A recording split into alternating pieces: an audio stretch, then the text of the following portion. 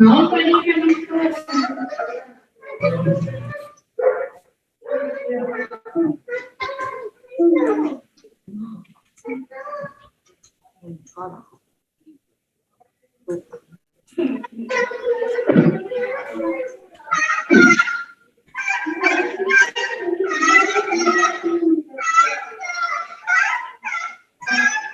ya,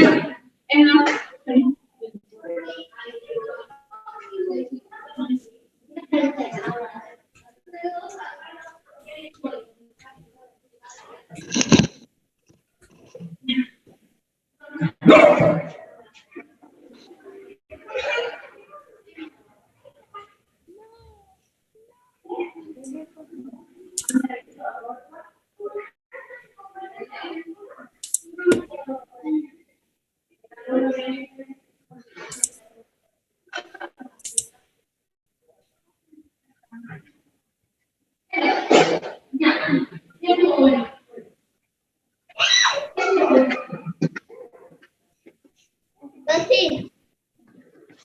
¿Has dicho una pregunta?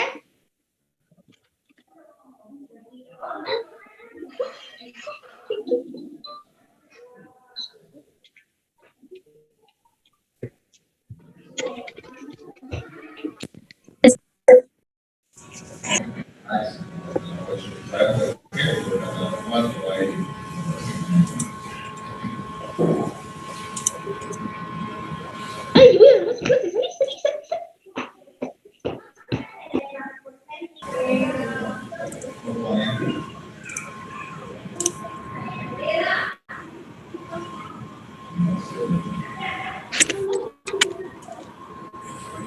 Reclamo.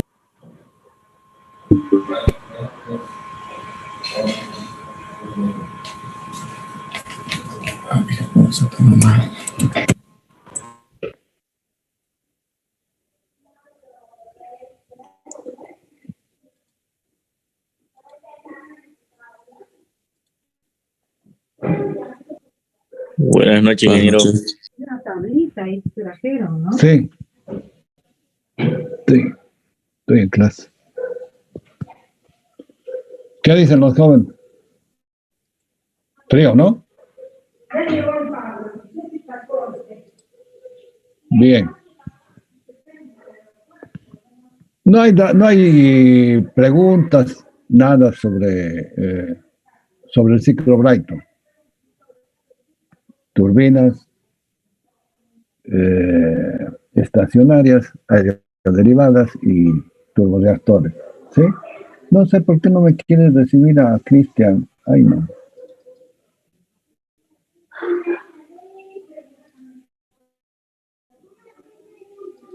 Ahí está, ya entró.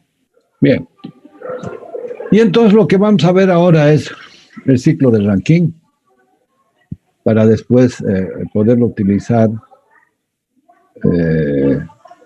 mejorando el rendimiento con los gases de escape del ciclo Brighton. Y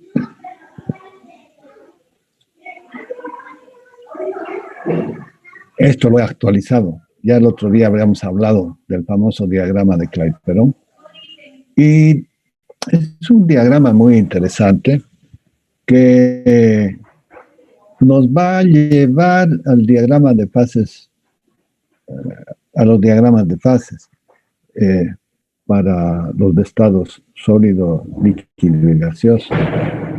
Y lo que nos interesa obviamente es este sector de acá y de acá, el punto crítico donde acá estamos en el estado gaseoso y acá estamos en el estado líquido. Entonces, el sólido no tenemos mayor necesidad.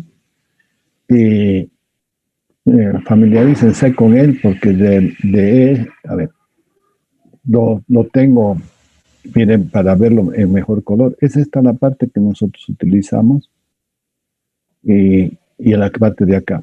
Bien, pero miren qué es lo que cuando descompongo en las tres, porque qué es lo que tengo, presión, volumen y temperatura. entonces puedo obtener el diagrama presión-volumen, con presión, temperatura, que es esta parte que acá lo vemos. Este es el famoso punto de saturación del agua. Y el otro que estamos mirando, ya desde arriba, estamos mirando al volumen y la temperatura. Es este es volumen y esta es temperatura. Y entonces salen estos diagramas que evidentemente tenemos que interpretarlos. Y en base a estos diagramas es que desarrollamos el ciclo de Rankine. El ciclo de Rankine es una consecuencia del ciclo de Carnot. El ciclo de Carnot es una idealización y el ciclo de Rankine es una interpretación de ese ciclo, pero convirtiéndolo a un ciclo real. Y ese ciclo de Carnot, obviamente lo que nos sirve es a través de la teoría de la termodinámica. Estos señores dijeron,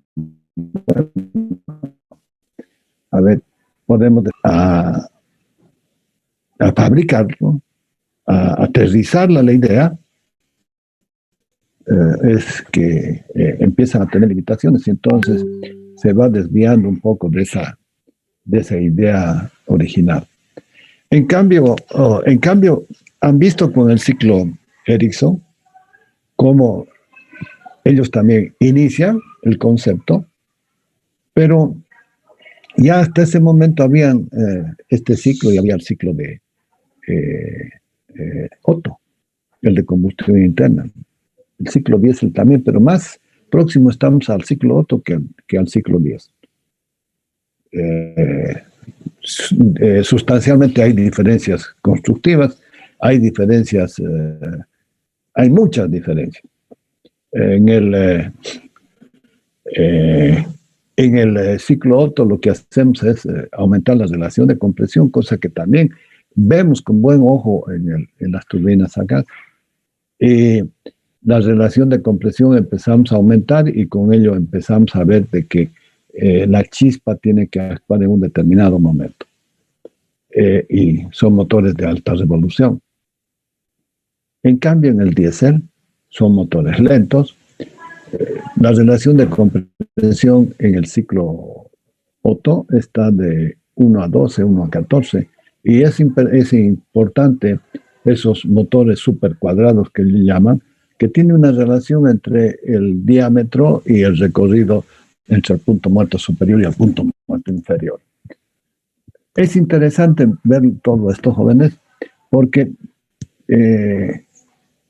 es importante ver cómo vamos a producir la transformación de la energía. En cambio, el ciclo diésel, el combustible del ciclo Otto, las gasolinas, son bastante volátiles, tienen un poder calorífico aproximadamente entre 14 y 15 mil BTUs por litro. En cambio, el diésel tiene 33.500 BTU por litro. Entonces, un motor diésel, para utilizarlo como taxi, es mucho más rentable que el ciclo Otto. Pero por eso es que el ciclo Otto se le fueron al gas, y con el gas sí es también tanto o más rentable de repente que el ciclo diésel. El ciclo diésel además tiene una relación de compresión alta, tiene 32 a 1. ¿Por qué? Porque no tiene chispa. Y entonces cuando estoy comprimiendo, por eso son motores lentos. Cuando estoy y no tienen reacción, son motores grandes, de grandes potencias, porque inclusive el combustible es más barato. Las aeronaves son inclusive más livianas que la gasolina. Por eso le dicen aeronaves. Inclusive no son ni siquiera querosenes, son inclusive hidrocarburos muy livianos. Y entonces, miren, todo eso le dio una versatilidad a todas estas nuestras máquinas térmicas. Obviamente que interpretando estos diagramas. Y bueno, entramos al tema de la máquina de vapor. La máquina de vapor es la primera máquina que revoluciona, que produce la famosa revolución industrial. Es muy interesante cómo Watt puede interpretarlo y mediante un mecanismo que todavía se utiliza, unas masas, es que regulan el incremento y el pasaje del combustible. O sea, ya había una cierta automatización con Watt. Pero el problema de esa máquina es de que lo trabajaban con carbón. El combustible era carbón, porque aparece antes que el hidrocarburo, antes que la refinación del petróleo. Y producía altísima contaminación. Pero era pues una máquina que me transformaba la energía de los esclavos, de los animales, de las bestias, de los toros, en una atracción.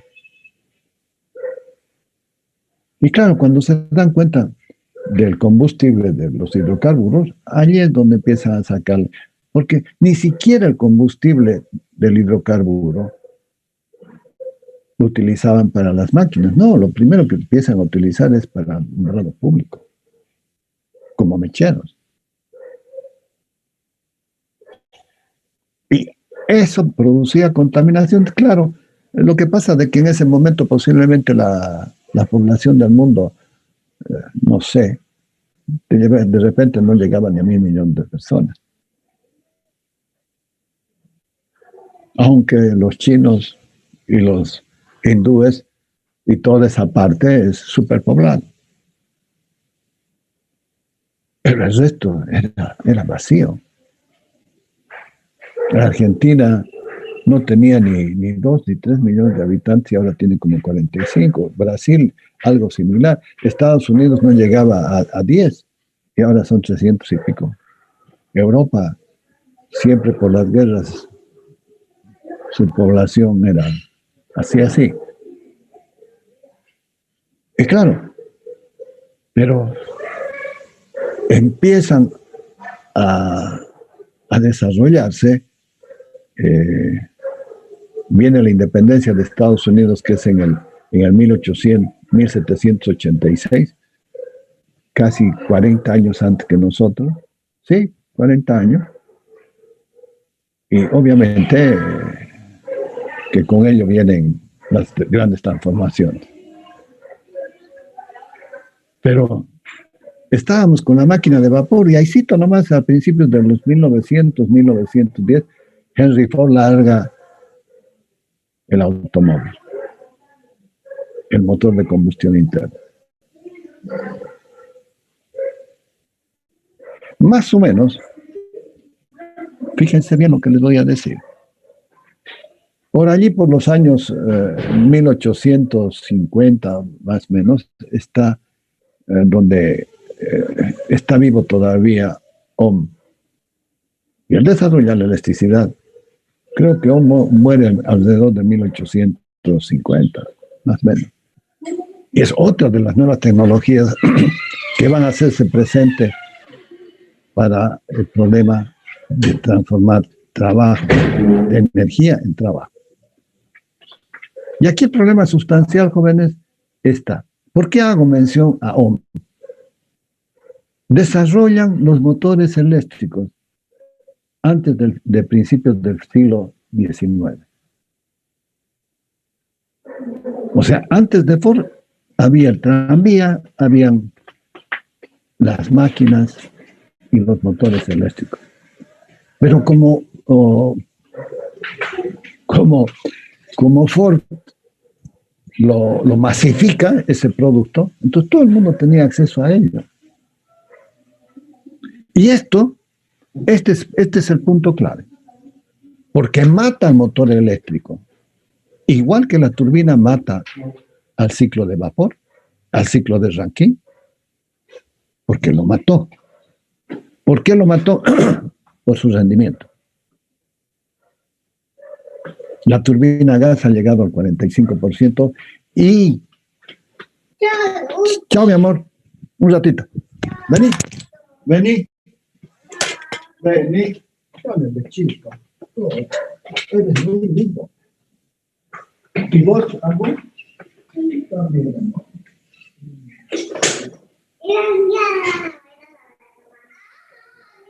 Mañana vamos a jugar. Mañana vamos a jugar. El papá ya está llegando. Y no quiero que tomen frío. Miren, jóvenes, esto es interesantísimo porque van apareciendo las distintas tecnologías y van saliendo. Entonces, ¿qué pasó? El motor de combustión interna lo desplaza al motor eléctrico. Pero lo que hemos llegado a un mercado de 7.500 millones de personas, los automóviles nos han producido la gran contaminación. Porque no es la industria la que produce los gases de efecto invernadero. Es la combustión de las máquinas térmicas, en este caso, principalmente las que utilizamos para el transporte. No son turbinas, no son ciclos de vapor, son motores de combustión interna, señores. ¿Por qué? Porque no llegan a quemar todo. ¿Por qué? Porque los tiempos son brevísimos. Y entonces eliminan por el escape mucho gases de efecto invernadero, CO, CO2. ¿Qué significa eso? De que la combustión no está completa.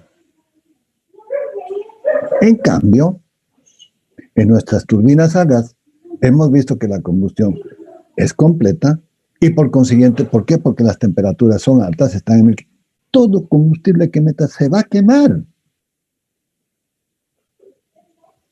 Y entonces no tenemos generación de gases de tipo de efecto invernadero, pero sí tenemos los famosos NOx. Y esos famosos NOx, ¿sí?, con un poco de humedad, un ácido. Y entonces, ahí viene una regulación,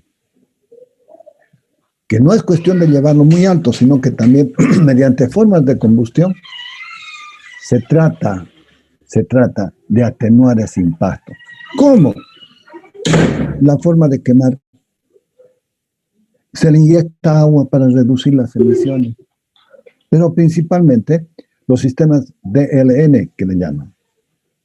El D es dry, el L low y el N NOx. ¿Sí? Baja emisión, low de baja emisión de los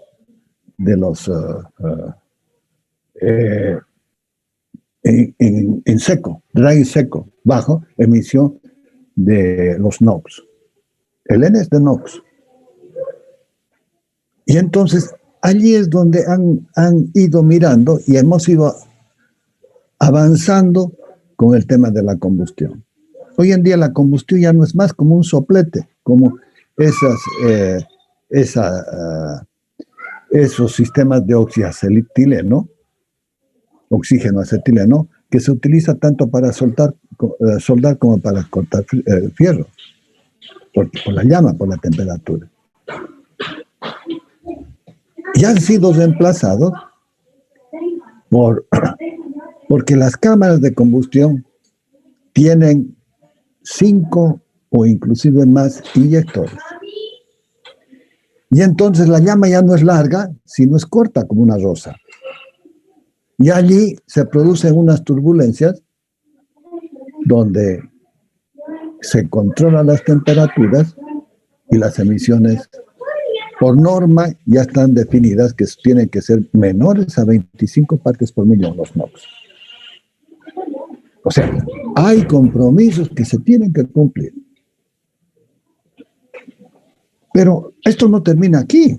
Esto recién está empezando. ¿Y cómo está empezando? Hace 10 años atrás, 11 años atrás, en un evento internacional de tecnología, Tesla presenta el auto eléctrico. Bingo. Y ahora estamos yendo por esa alternativa. Está más o menos ya pronosticado que para dentro de 10 años, para el 2030, el 95% de los automóviles van a ser eléctricos. Uno, vamos a reducir los consumos de los hidrocarburos. Segundo, las emisiones se va a tratar de revertir, porque así el hombre se está autodestruyendo y nos va a quedar el tema del plástico. Un ratito, espérenme.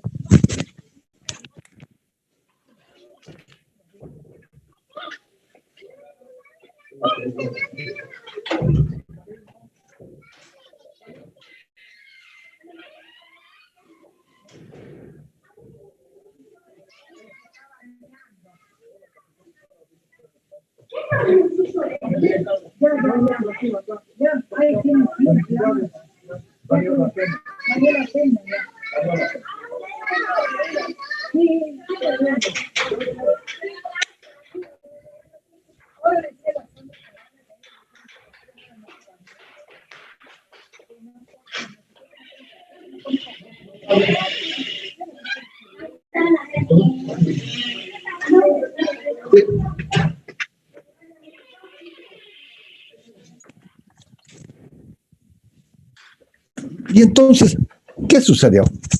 Tesla apostó por el auto eléctrico. Mire, tardamos 110 años más o menos en revertir lo producido por Ford. ¿Y cuál es la maravilla de Ford? Se trabajaba en lotes y este señor trabajó en serie. Ahí empieza la producción en serie con este señor. Y entonces, de esa forma, se abaratan los costos y el auto es cada vez más accesible. Y hoy en día, antes, cuando yo era chico, valía un auto igual que una casa. Por Dios. Actualmente también, seguramente, ¿no? Pero no era fácil adquirir un vehículo. O sea, la persona rica consideraba que era rica la que tenía casa y la que tenía auto.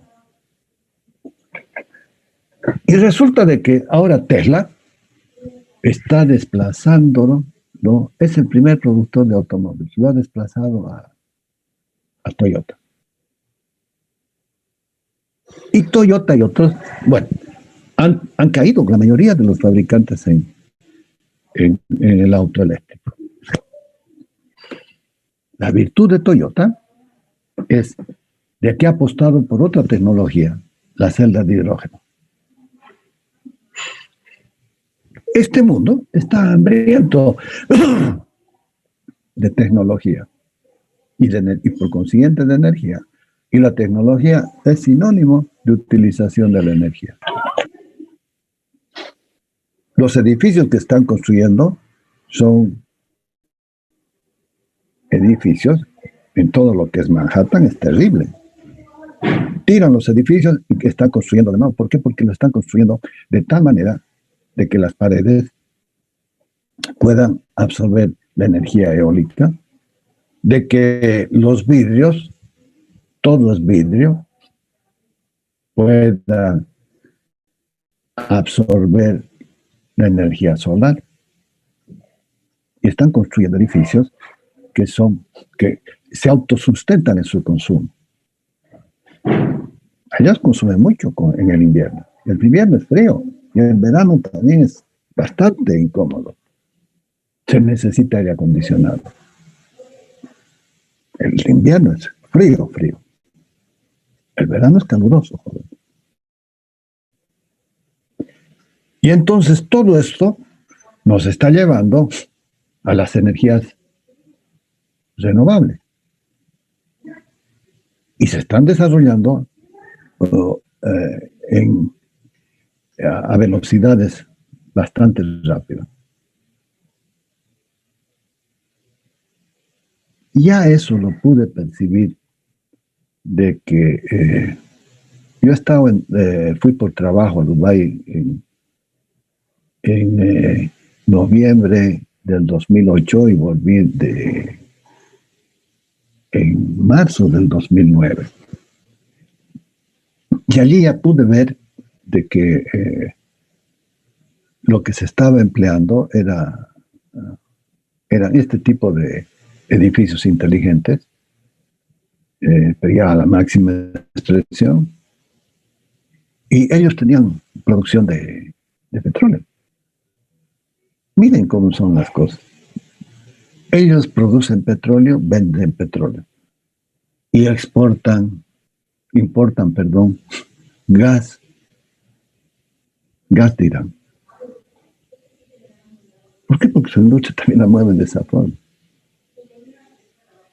Con gas, el gas es más barato y el petróleo lo exportan. Y ellos producen o tienen reservorios muy inferiores a Venezuela. Miren lo que es Venezuela y miren lo que son los Emiratos Árabes y lo que es el mundo árabe, Arabia Saudita, Kuwait y esa parte del Golfo Pérsico. Miren, es impresionante la diferencia. Con menos petróleo, lo que han hecho los árabes. En realidad, el mérito es de los Emiratos Árabes, que son los que han empezado con ese desarrollo. Y ellos lo tenían claro. Decían, no, el petróleo nos tiene que servir para desarrollar. Ahí está. Se preocupó mucho de la educación. Tienen buenas universidades. Ya tienen a esta altura buenas universidades. En ese momento, el que quería estudiar se quedaba, o el que quería estudiar, te elegías la universidad que querías y el Estado te pagaba tu educación. ¿Por qué? Porque después de que te formes, vuelves a trabajar. Y en ese momento que estaba, había pues la élite de los consultores y de las empresas y de los profesionales desarrollando los proyectos en todo lo que era el Golfo Pérsico. Es impresionante, joven. Y lo otro impresionante es los judíos. Los judíos no tienen nada, ni siquiera petróleo, porque los árabes tienen petróleo. A ver, solamente para que ustedes se den cuenta. Hay un parque hay un montón de parques. Hay un parque, Dubailand, que tiene una capacidad de 120,000 personas. Tenía una capacidad para 120,000 personas. ¿Acaso no han visto las pistas para las carreras de Fórmula 1? ¿No han visto lo que son la iluminación que corren de noche? Las canchas de golf es para jugar de noche porque de día el calor no te deja jugar.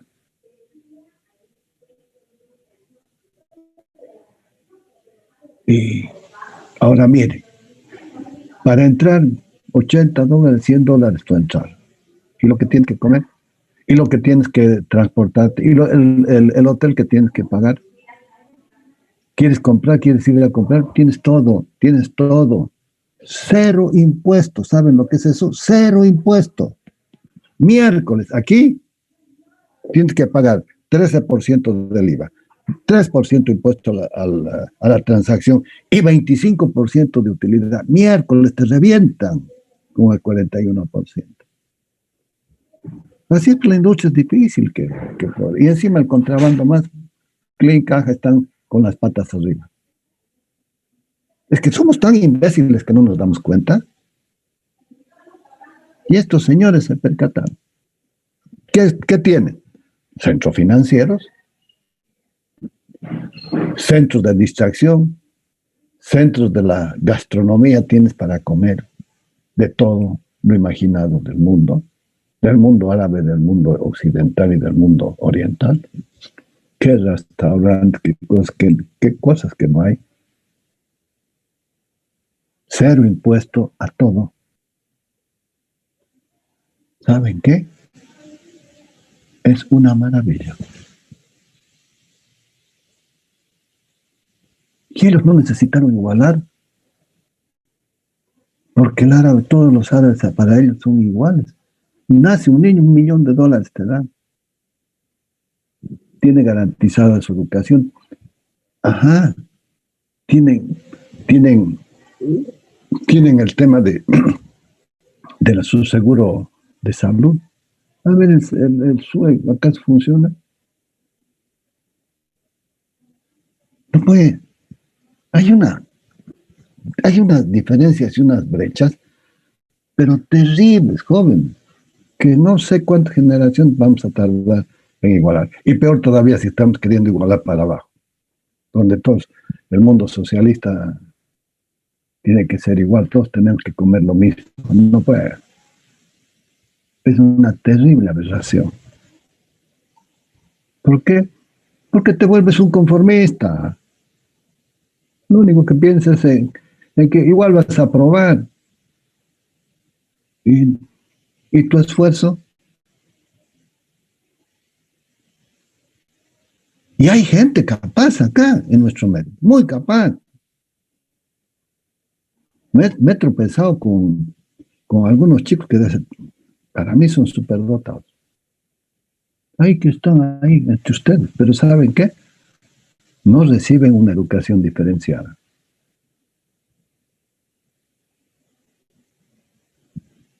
Había un chico, creo que es Gutiérrez. Oye, este chico sabía 5 idiomas. Sabía inglés, alemán, italiano, portugués y español. Claro, se recibe, está trabajando en Holanda, en la Shell.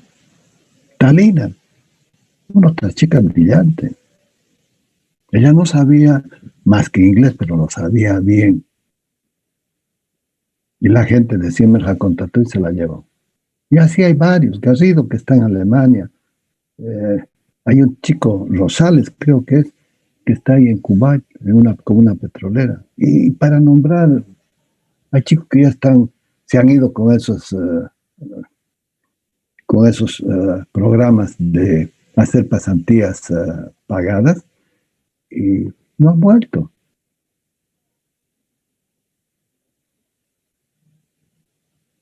Y claro, y de cómo sé, porque algunos me han pedido que les haga certificados para las universidades para hacer los posgrados. Porque también, les decía, vamos, se puede, y se convencieron que se puede. Y hasta el año pasado, antes del COVID, venían y buscaban por semestre 2 personas. Algunos, seguramente, no he sabido que uno de ellos hubiera vuelto. Había una chica que ya estaba haciendo su doctorado. Y entonces, no me digan que no se puede, joven. Lo que pasa es que esa gente ha apostado para ser mejores. Pero sigamos con el auto eléctrico. El auto eléctrico nos desplazó todo. Nos desplazó todo. Y lo que viene con la celda de hidrógeno, eso va a terminar de revolucionarlo todo. Está cerquita Toyota. Está bien cerquita Toyota. Y este tema de la celda de hidrógeno, había en el colegio un chico que era muy bueno, era un geniecillo. Ya andaba con esta idea, pero estoy hablando de la década del 70, perdón. Cuando él salió bachiller en el 70, él venía 1 o 2 cursos debajo de nosotros, pero andaba con este sueño. Mire, hay una anécdota, ¿no? Había una persona, uno de estos investigadores, un inventor, que andaba, y le dice, oye, ¿qué estás haciendo? Le pregunta. ¿No sabes qué? Le dice, lo que pasa es de que quiero atraparla a la luz. Wow. Quiero atraparla la luz. Y, bueno, el que escuchó eso, digo, qué barbaridad, este está loco. Y el otro siguió con su idea. Y hizo la bombilla eléctrica. Atrapó la luz en un foco. Es pues interesante aquellas anécdotas que nos narran. Y los inventores son así un poco, son personas que están un poco viviendo un poco fuera de la normalidad, pero es que es gente que tiene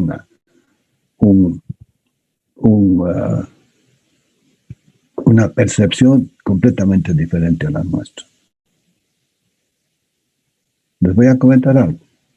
Cuando me hicieron, yo estaba saliendo bachiller, nos hicieron unas pruebas de lo que le llaman el haiku famoso, para ver si la carrera que yo iba a elegir estaba bien. Y claro, me ponían de que pongo una alternativa. Y puse que iba a estudiar ingeniería, puse de estudiar economía, y como mi padre fue piloto, aviador, era mi tercera opción. Cuando les dije eso a mis papás, mi mamá se volvió histérica y me dijo, no vas a ser aviador, porque mi padre murió en un accidente de aviación. No, te vas. Y esa prueba que me hicieron dio como resultado de que mi capacidad intelectual estaba por encima del término medio, pero tenía una falla, mi memoria. Y entonces, y además que podía estudiar cualquier carrera de las ingenierías, cualquier especialidad, y la economía también. Bueno, eso ya me dio una cierta tranquilidad. Cuando fui a la universidad ya tenía la seguridad de que podía. Y para mi memoria empecé a desarrollar la memoria visual. ¿Cómo? Resaltadores. Tengo todos mis libros son un carnaval, pero todos mis libros siguen un color. Y yo lo único que hacía era seguirlo al color porque, por ejemplo, la fuerza electromotriz, ley de Lenz, y seguía el color y llegaba. Porque la van nombrando y la vas utilizando en determinados momentos de lo que estás analizando. Por decirles algo. Y eso me ha servido. Ese test me ha servido porque primero me ha ubicado y me ha dado la tranquilidad. Y segundo, porque he desarrollado mi memoria visual. Entonces yo miro colores, joven. Y bueno, cuando llegué a la universidad, miércoles, mis compañeros, oye, sabían derivar, sabían integrar y sabían mucho más porque venían de los colegios industriales. Miércoles. Entonces, la manejaban las reglas de cálculo. ¡Oh! Era burro para eso. Miércoles sí me costó. Y sin eso no podía ser ingeniero. Además, no sé que estabas obligado a manejar las reglas de cálculo. Llegué a termodinámica el tercer año. ¡Oh! No. Con estas reglas de cálculo, yo me conseguí un compañero que me manejaba muy bien, entonces iba y estudiaba con él, resolvíamos los problemas y él era el que hacía los cálculos y yo copiaba de él. Soy honesto. Y cuando llegó el momento de rendir la materia, mami, ya estaban las calculadoras encima. La Hewlett Packard vi la HP 45 y me hice comprar. Y me la tuvieron que llevar. Tengo un cuñado que es piloto, y él viajaba en esa época en el Boeing, en el Lloyd, y él fue el que me la trajo. Y después la vendí, le gané plata y me compré otra más moderna, más nueva, y andaba con las calculadoras, las HP. Oh, una maravilla. Podía resolver las matrices que tanto nos molestaban, porque hacer una reducida para encontrar los valores tardabas por lo menos calculando media hora para hacer la reducida por filas y obtener los valores y sacar y despejar. Así trabajábamos. En cambio ahora, pues,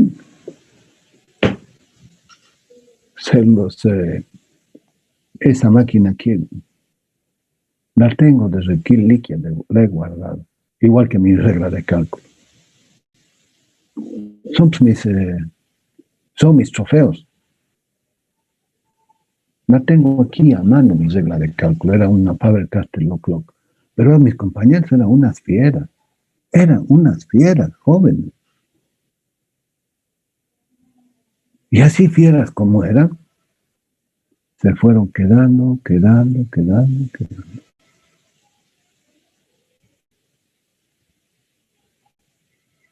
Increíble. Y los fui perdiendo con dos en realidad. Y ya, con tres podríamos decir. Y tal vez hasta un poquito más.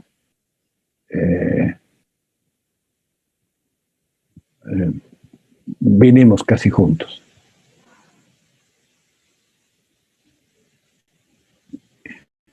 Y bueno, pero ya me he perdido. Nos hemos disparado hacia otra dirección, pero es importante, jóvenes, que ustedes tomen conciencia de lo que están haciendo. ¿Verdad? ¿Verdad? Les digo, no está bien. Tenemos varias deficiencias. A la gente de elasticidad y plasticidad, prácticamente les he dado una charla de lo que es los materiales. Todo el proceso de la obtención del alto horno hasta los procesos de los tratamientos térmicos. Ayer he estado con ellos y hemos tocado ese tema porque nos falta.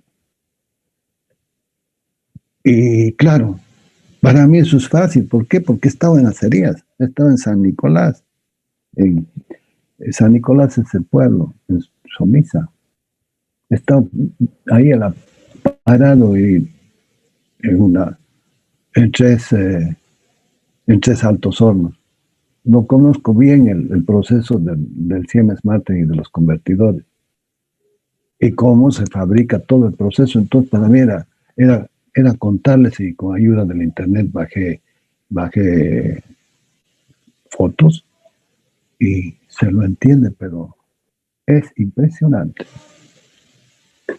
Y lo mismo estaba en la central de embalse de Río Tercero, estaba en centrales hidráulicas, en centrales de diésel, en centrales de vapor. Allí también vi la turbina a gas funcionando. El reactor de embalse de Río Tercero lo he visto en etapa de montaje. Y ahí en mi universidad había gente que trabajaba con los ensayos no destructivos y destructivos para ver la calidad de lo que estaban haciendo. Temas de soldadura. Y manejo bastante bien el tema de la cuba de presión y del tubo de presión, porque son dos tecnologías. Los canadienses usan el tubo de presión y los franceses utilizan mucho la cuba de presión.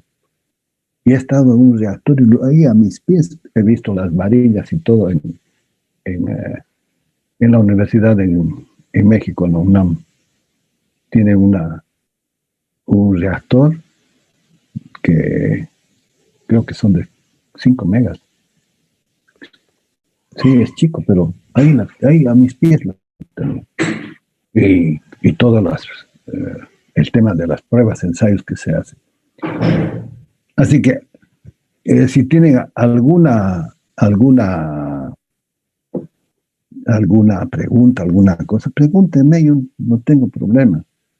En Alemania he estado en la central de Wuppertal, una central que eran máquinas Renfire de General Electric con ciclo combinado. Entonces vi el tema de las turbinas a gas. Estuve en Alemania por 5 semanas haciendo un entrenamiento en la fábrica de Europa Gas Turbine, en Essen. Y he estado 3 veces más por allí. Y es impresionante estos alemanes. Pero, ¿de qué me sirvió? Me servía de que estos señores nos llevaron a ver este ciclo combinado. La central está al borde de un río. No sé, dejamos las movilidades, pasamos el puente y entramos a la planta. Oye, no hay ruido. Vos veías el escape, no hay contaminación. Entramos, era prolijo, no había una mancha de aceite.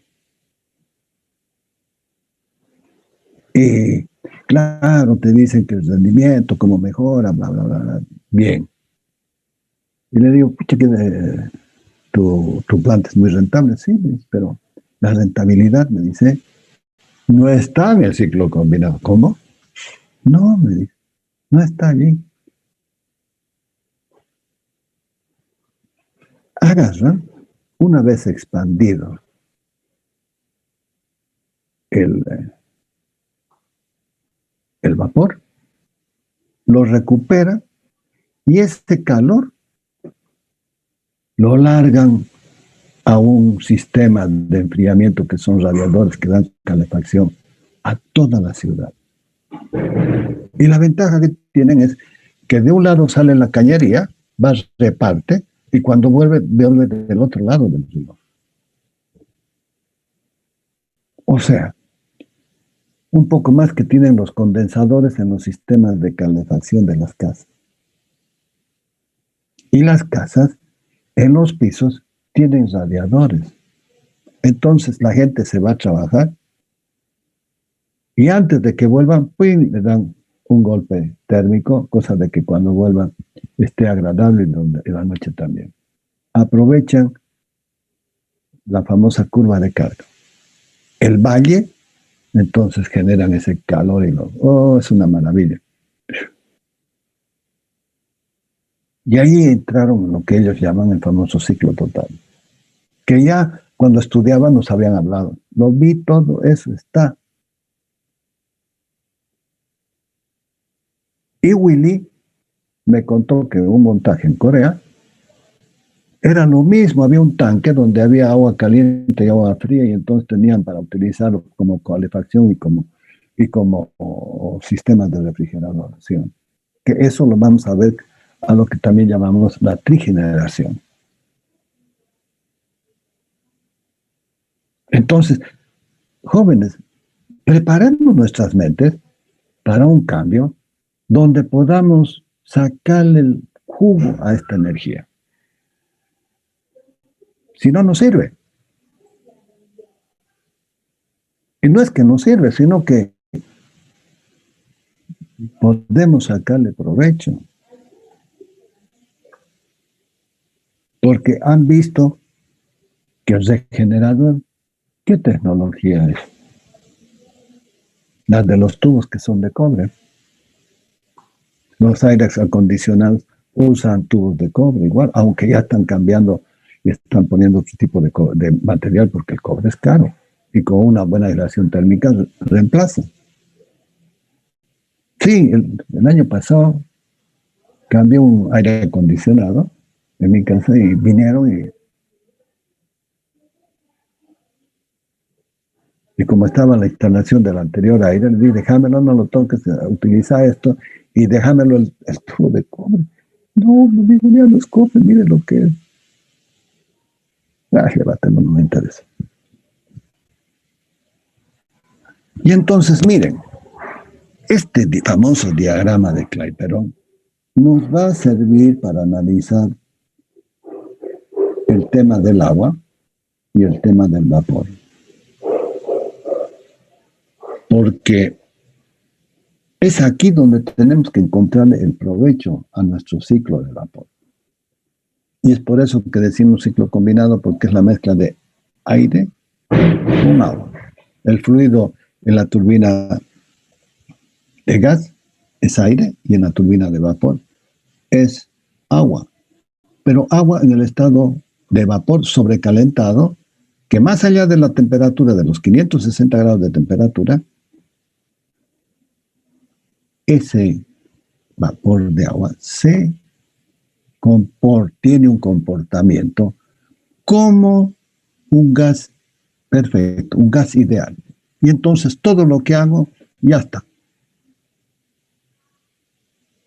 Y todo lo que hemos analizado de la entropía, entalpía, los diagramas presión, volumen, temperatura, entropía, entalpía, entropía, aquí se lo ve clarísimo. Porque en el diagrama Brayton, en el ciclo Brayton, la entalpía y la temperatura con la entropía están expresados en un diagrama. Acá hay otro diagrama, entalpía, entropía.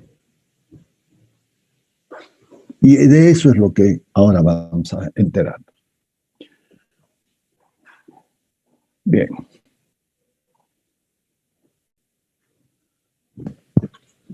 El ciclo de Rankine es un ciclo que opera con vapor y es el que se utiliza en las centrales termoeléctricas.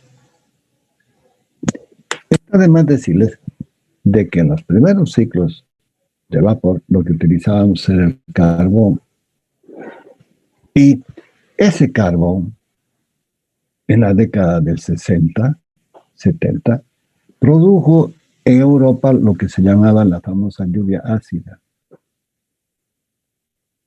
con consecuencias para la naturaleza. ¿Por qué? Porque el carbón tiene fósforo y tiene azufre, principalmente el azufre, se combina y se forman los anhídridos sulfúrico y sulfuroso, que con humedad te producen la lluvia ácida, el famoso ácido sulfúrico y sulfídrico, que son devastadores. Y entonces, allí se dan cuenta los jóvenes y dicen, no, basta. Y entonces tuvieron que hacer un gasoducto transiberiano para cambiar la matriz, porque en Europa hay harto carbón,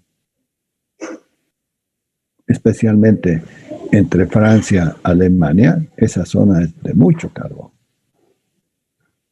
Obviamente que agarra un poco a Austria y también un poco los Países Bajos, pero entre estos dos. Y por eso es de que hace años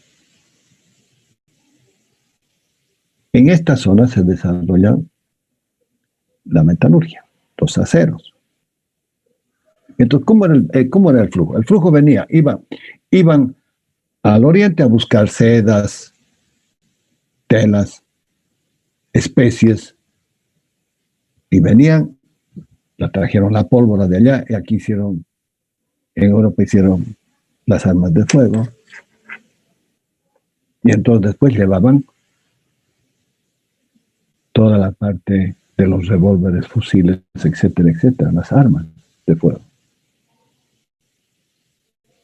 Entonces ese flujo era, pero tenían que bajar, estamos hablando de Inglaterra, ¿no? Francia, los polacos, los Países Bajos, Alemania, Austria, y tenían que pasar por el norte de Italia, Grecia, pasar por Turquía y bajar. Y entonces ahí había un problema con los temas de los turcos, que actualmente también siguen manejando sus territorios por el tema de los gasoductos y de los oleoductos. Y entonces, como consecuencia de ello, los ingleses, para desviarse de esa ruta, hicieron el canal de Suez para permitir el flujo de los tanques petroleros. Véanlo de otra forma, el mundo. Y esto que les estoy diciendo es pues con Alejandro Magno, que hace la expedición que pasan por allí. Y después los mismos romanos, pero los romanos no van tanto. Se quedan más bordeando por el Mediterráneo y un poco introduciéndose para adentro. Pero el mundo romano es ese, el Mediterráneo. El mundo griego, no, el mundo griego se fueron. Llegaron hasta la India. Vean las corrientes como de las rutas de comercio.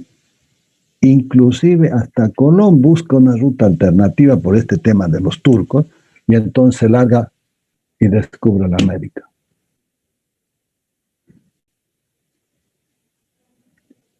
Ahí está todo, pero hoy día todo eso ya está globalizado, jóvenes. Ya está integrado el globo. Y entonces hay que sacarle provecho de eso. Ya no podemos pensar de que Santa Cruz, Bolivia, Sudamérica, son las pelotas, perdónenme la expresión. Abran su perspectiva. Están viviendo un mundo globalizado. Y el que se ubique más rápido va a sacar ventaja. Y el problema no es producir lo que vos consumes. Mejor si produces excedentes, que ese excedente va a permitir para que tus semejantes vivan mejor. Ahí está la igualdad. Ahí está la famosa igualdad. Pero mientras tengamos corrupción, no vamos a avanzar.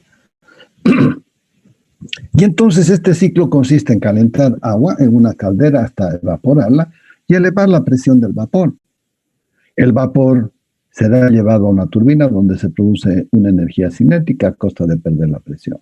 Pero también en el ciclo Rankine, que es un modelo utilizado para examinar la performance de las máquinas de vapor, el mismo consiste en un ciclo termodinámico ideal que convierte la energía térmica del vapor en trabajo mecánico. Es decir, estoy transformando la energía química del combustible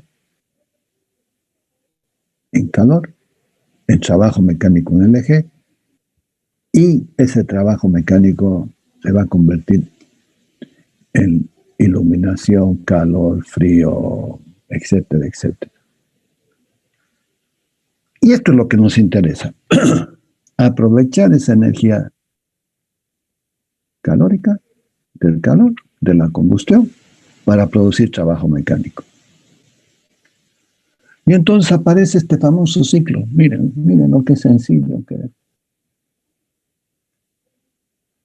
El generador de calor, que es, introduces el combustible con el oxígeno, se produce y se desarrolla una reacción isotérmica, y entonces aquí están los famosos domos. Esto ya ha sido superado, lo vamos a ver en el ciclo combinado, que ya es de un solo paso porque aquí es más.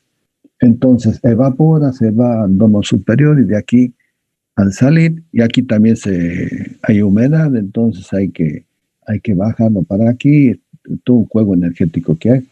Y cuando está saliendo, la parte más caliente es lo que estamos produciendo es el recalentamiento, porque aquí lo que tenemos es vapor húmedo inclusive, o vapor saturado. Y entonces cuando llega acá, Aquí es donde tenemos que incrementar la temperatura hasta 560 grados de temperatura. ¿Para qué? Para expandirlo en la turbina. Y una vez expandido, hay que ir a un condensador. Porque vamos a estar con vapor húmedo. Y entonces ese vapor húmedo no vamos a poder bombear. Entonces necesitamos, en este condensador, tiene que haber un cambio de fase y todo tiene que salir líquido para que a través de la bomba pueda incrementar la presión y luego llevar a las cámaras al hogar, al generador de calor.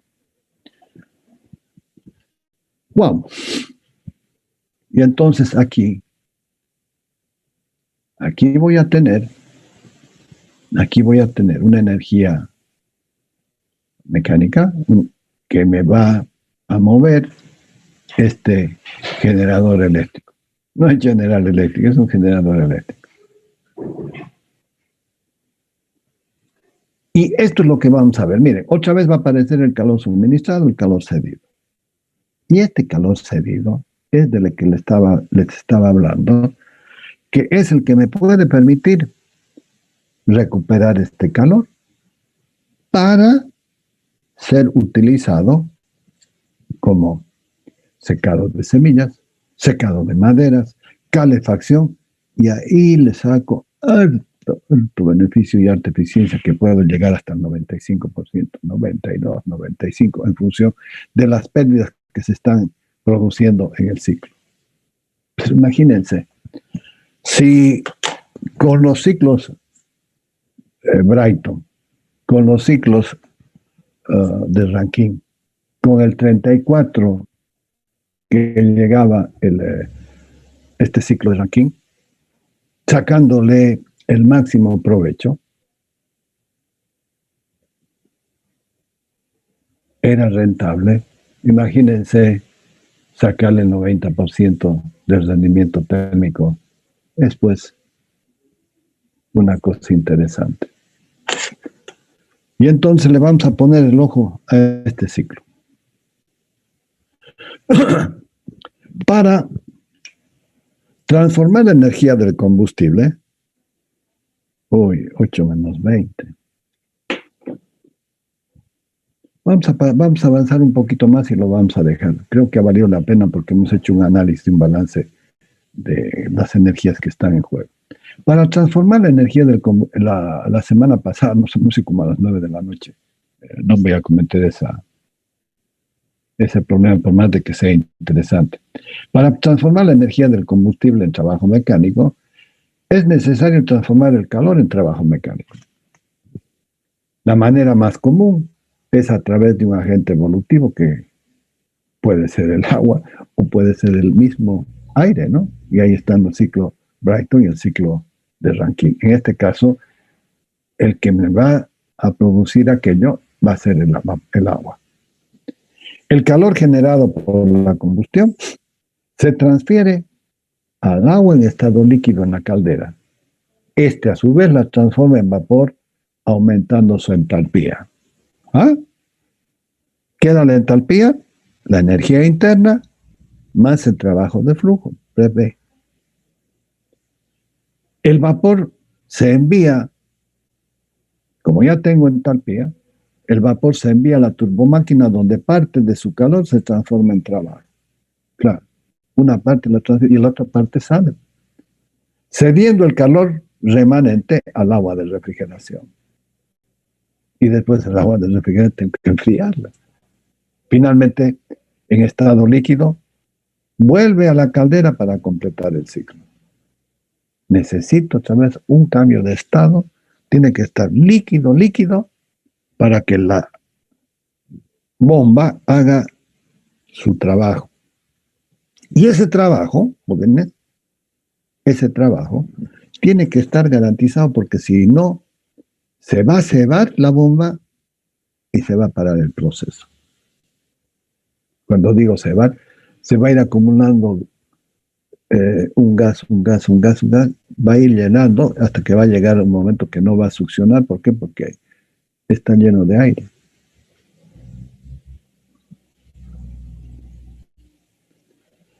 El agua, o agente evolutivo, desarrolla un ciclo cerrado.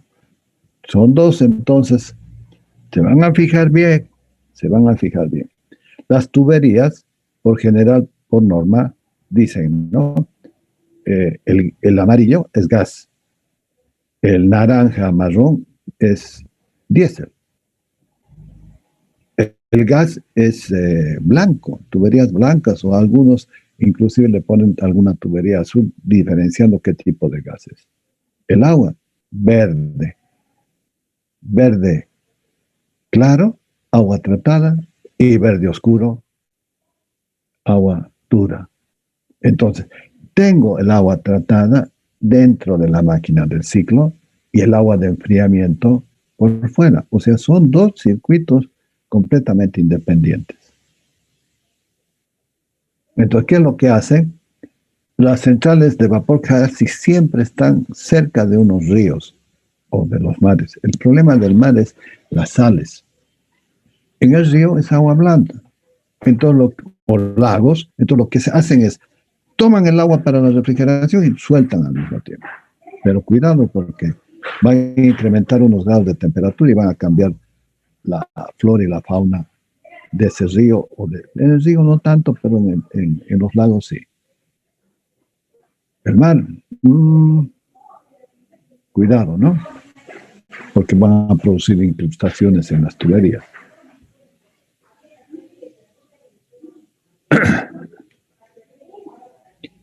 El agua o agente evolutivo desarrolla el ciclo cerrado del que aprovechamos el calor del combustible. Como sabemos en la termodinámica, el ciclo de Carnot es el ciclo de máximo rendimiento térmico. Ahora lo vamos a analizar el ciclo de Carnot. El ciclo de Carnot con un gas perfecto. Representado en el plano presión-volumen, puede funcionar como sistema cerrado o como sistema de flujo en régimen estacionario. Otra vez volvemos al tema anterior. Son fluidos estacionarios. No es que en toda la tubería, sino en los puntos que nos interese estudiar. Compuestos por dos procesos isotérmicos e internamente reversibles, y dos procesos adiabáticos también internamente reversibles. Y aquí lo tenemos, miren. La expansión con aquí lo tengo. Expansión isotérmica, 2,3. Expansión adiabática, compresión isotérmica y compresión adiabática. Y entonces, cuando lo llevo en el diagrama temperatura, entropía, se vuelve un cuadrado. Ciclo de Carnot del vapor de agua. El ciclo teórico podría realizarse mediante dos isotermas y dos isoentrópicas. En la práctica, la adición de calor se realiza en una caldera isobárica y el calor cedido en un condensador también isobárico. La temperatura máxima del ciclo no puede ser superior a la crítica. Y el ciclo se realiza en la zona de vapor húmedo, donde ahí viene uno de los problemas. Porque cuando expando ese fluido que no está seco, que es húmedo, cuidado con las sales. Los va a deteriorar. Van a tener unos impactos y lo va a deteriorar. La temperatura máxima del ciclo no puede ser superior a la crítica. Y el ciclo se realiza en la zona de vapor húmeda donde coinciden las isobaras y las isotermas. El ciclo de Carnot con el de vapor de agua se representa en los planos presión-volumen, temperatura, entropía, y ahora ha aparecido este nuevo diagrama. Entalpía, entropía. Aquí los tienen. Lo que les decía, miren, queda un cuadrado. No puedo ir hasta acá porque no tiene sentido. Por dos motivos. Uno, porque cada vez voy a trabajar con presiones más altas y el costo de la tubería En cambio, miren, en entalpía, entropía se lo ve también mejor. Pero el que más flexibilidad tiene para entenderlo es temperatura entropía, igual que con el ciclo Brighton. Y entonces, una vez que ha alcanzado el punto de vapor saturado, recién va a haber, recién va a haber el incremento de temperatura. Y entonces aquí voy a entrar a una zona que se denomina el de vapor seco, sobrecalentado. Y va a haber un puntito por acá que es el que persigo llegar a los 540 grados de temperatura para tener el comportamiento de un gas ideal. El ciclo de Rankine es fácil de llevar y conlleva una serie de inconvenientes. Sin embargo, por eso se desarrolló otro ciclo que pueda operar en condiciones similares, eliminando los aspectos imprácticos asociados a este ciclo de Carnot. Y este es el ciclo de Rankine, lo que les decía. Ese ciclo teórico nos sirvió para querer fabricarlo, la máquina, y allí tropezamos y vimos de que no se podía, y entonces los estudiosos desarrollaron este ciclo de Rankine, representaban la figura. Miren qué interesante. Pasan un poco, pero siguen a presión constante y lo expanden.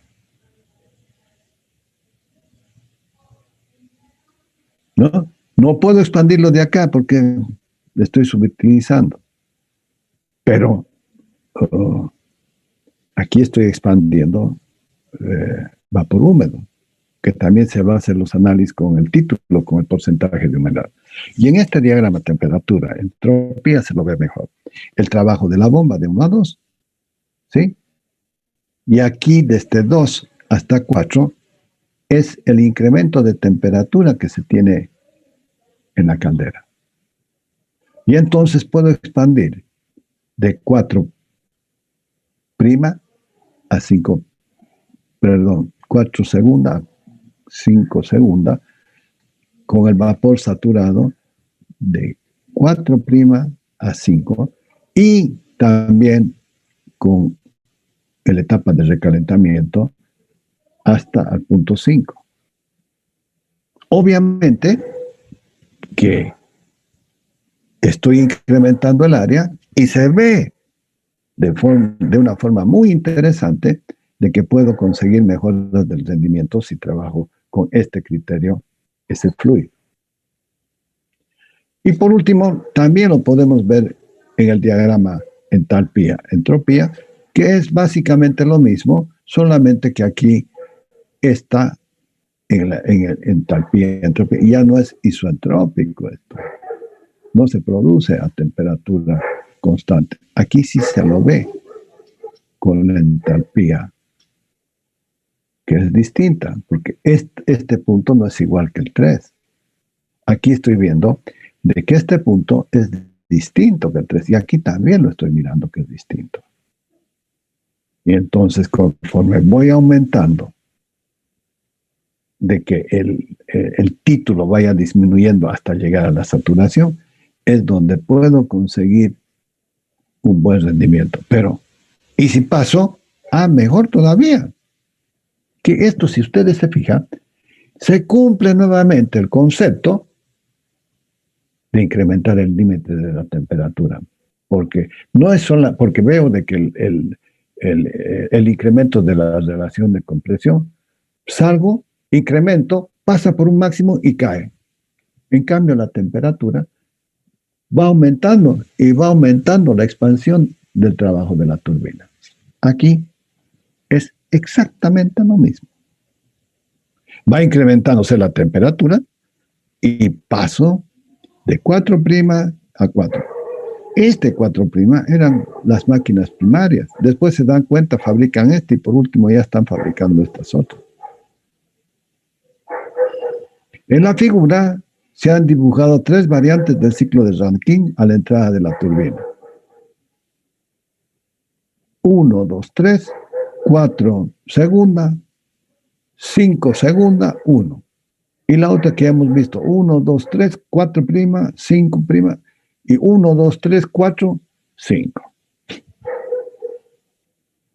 Con vapor húmedo, saturado y recalentado.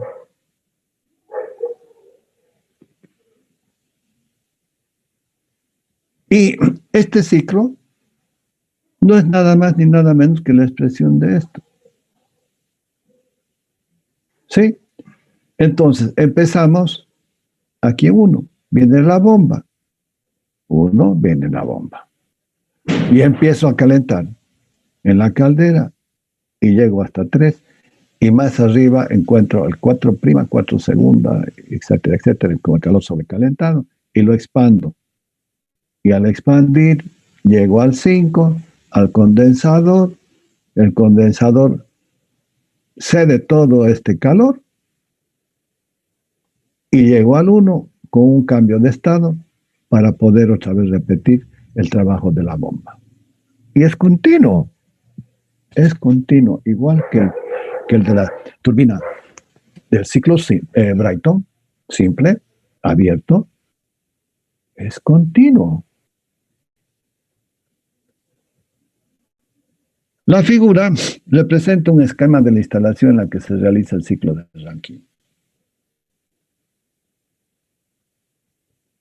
El proceso 4-5 de expansión de la turbina es isentrópico, a entropía constante del vapor de la turbina y por consiguiente puedo pensar que es reversible y adiabático. O sea, como es adiabático, es reversible. El trabajo de expansión de 4 a 5 va a ser el trabajo de la turbina y lo voy a poder también medir por el salto entálpico de 4 a 5. No ha cambiado. El concepto conceptualmente no está cambiando. La turbina era de 3 a 4, este es de 4 a 5, porque hay otros puntos intermedios.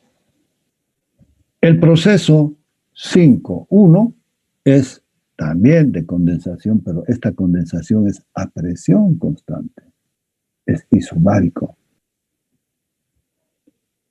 A diferencia del ciclo de Carnot, se condensa hasta el estado de líquido saturado, que es el punto 1. Condición que debe cumplir el fluido para que expulsado, comprimido por la bomba, pueda llegar al punto 2. Aquí es donde se produce la bomba, el trabajo de compresión. Y entonces es fácil, ¿no?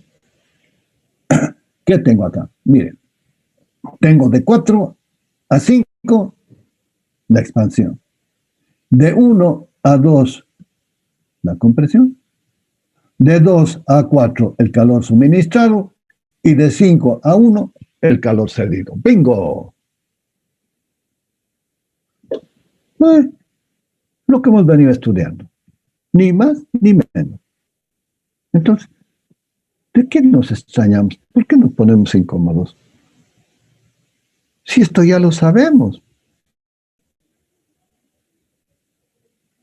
Por eso es que primero he empezado por el ciclo de Brayton y estoy terminando con este ciclo de vapor. Miren cómo son las cosas, ¿no? En termodinámica a mí me enseñaron mucho de todo esto y después en centrales eléctricas vi este tema de cómo mejorar el rendimiento de las turbinas de vapor, porque en ese momento era el boom las turbinas de vapor. A ver, pregúntale a Jaimito si saben.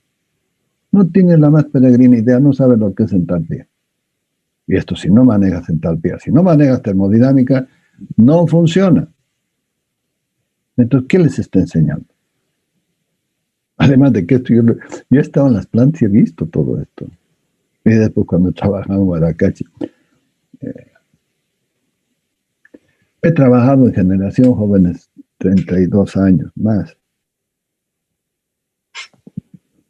A diferencia del ciclo de Carnot, se condensa hasta el estado de líquido saturado. Bien. La compresión en la fase líquida tiene la ventaja de reducir el trabajo del compresor porque es líquido. Es más fácil comprimir un líquido que comprimir un gas.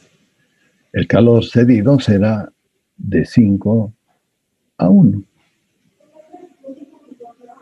Y si lo veo en un diagrama entálpico, también está presente de 5 a 1. El trabajo de la bomba de 1 a 2. El trabajo del suministro de calor está de 2 a 4 y la expansión de 4 a 5. Y ahora el problema va a ser cómo voy a ver este proceso y cómo lo voy a mejorar.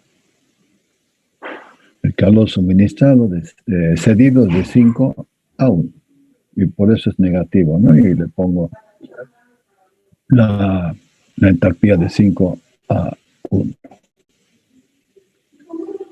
El proceso 1-2 de compresión adiabático es isentrópico, se realiza en la fase líquida, ciclo de Carnot hasta mezcla de líquido-vapor. El trabajo aportado es del exterior, ¿no? ¿Por qué digo trabajo aportado? Porque la bomba es una bomba eléctrica y la electricidad viene de otro sistema. Y entonces el trabajo de la bomba es la entalpía 2 menos 1. El proceso 2-3-4 es la adición de calor en la caldera, ¿sí? Hasta el punto 4' y de 4' a 4 es el calor sobrecalentado, que si se acuerdan está aquí. A ver. Ya me pasó. Aquí. Acá. ¿Sí? 2, 3, 4 y el sobrecalentador de la parte de arriba. Bien. 4', 4.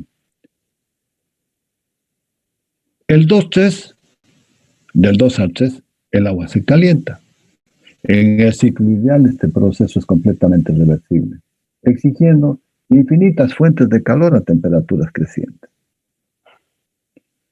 En la práctica, este proceso es irreversible, ya que el agua de la caldera a la temperatura T3 se mezcla con el agua impulsada por la bomba T2, y ahí están permanentemente con un intercambio de calor.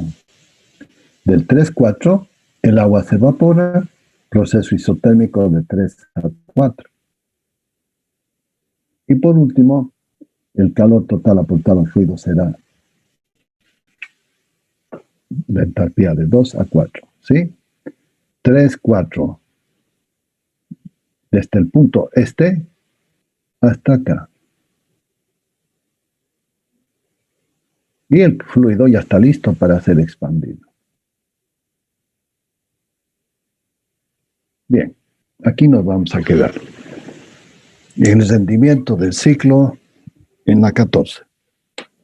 ¿Tienen alguna pregunta hasta aquí?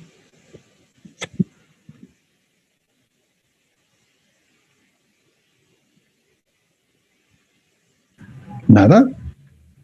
Ingeniero, entonces el ciclo de Carnot es ideal. Claro.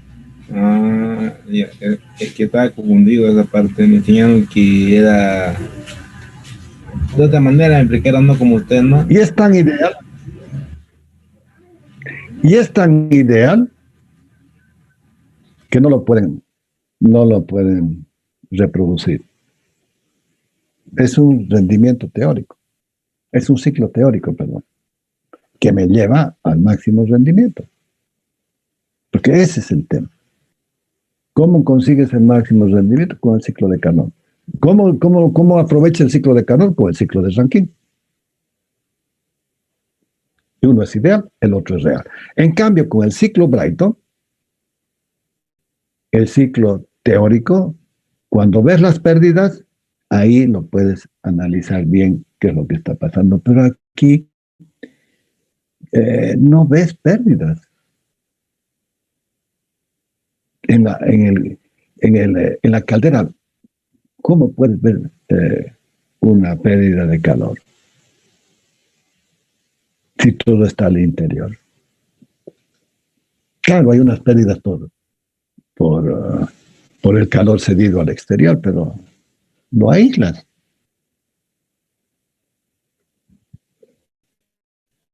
Esa aislación térmica. Otra pregunta.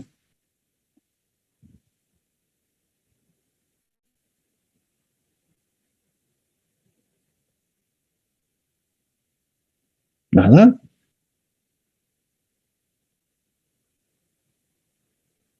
Para entender los ciclos hay que manejar la termodinámica, entalpía, entropía, cómo voy de un diagrama al otro. Ya está. Ya está. Y la parte conceptual empezamos a agarrarla y cuando nos damos cuenta está hecho el ciclo. Bien, jóvenes, entonces nos vemos el martes, 4 de la tarde, que vamos a terminar esta presentación. No tengo problema de enviarles para que ustedes lo vayan analizando y refrescando lo que hemos visto. Pero no se me olviden, por favor. Están queriendo hacer, no es que están queriendo, ya he visto trabajos de grado, tesis, con paneles solares para hacer centrales de vapor. Así como lo que están escuchando.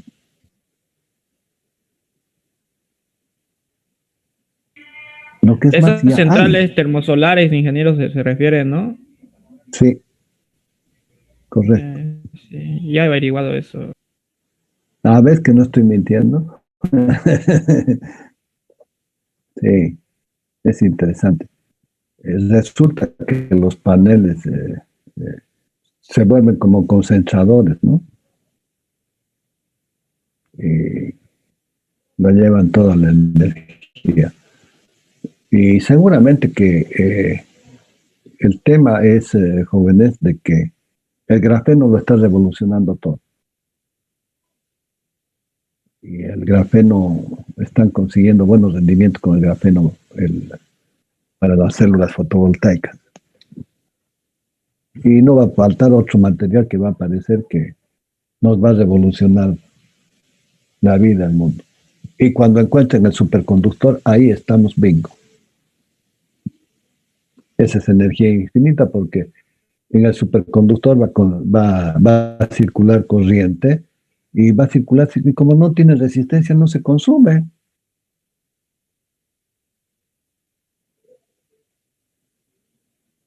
Igual que nuestro globo. Nuestro globo gira y no consume. Al contrario, desprende energía que la podemos aprovechar. Es interesante, véanlo de otra forma. Y al mismo tiempo, ese grafeno nos está llevando al superconductor y de aquí a poco guardalo tu petróleo. Así va a ser. Así va a ser. Acuérdense, ustedes lo van a ver y yo no sé. Quisiera ser optimista de poder ver lo que sí puedo decirles de que he visto el desarrollo del grafeno.